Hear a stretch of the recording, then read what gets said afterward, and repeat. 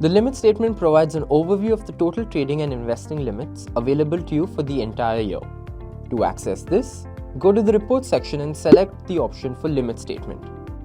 This report displays key details including your current cash balance, limits available against shares, margins or limits that were blocked or released from the previous day's transactions, margins blocked or released from intraday transactions, mark-to-market or booked profits or losses from intraday transactions.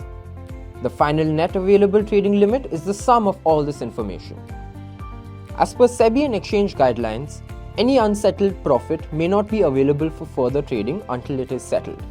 The limit statement currently applies to the equity, derivatives, currency, and commodity segments. The ledger summary, on the other hand, is a report that shows a detailed list of all trading bills, fund transactions, and related charges. To view the ledger summary, go to the hamburger menu and select Transaction Report option. Then click on Ledger. The equity ledger for the current financial year will open. If you need to view details for a different time period or segment, click on the filter located on the top right corner of the screen. Adjust the time period to the previous financial year or customize the statement as per your requirement. This ensures you can track all essential details regarding your trading activities efficiently.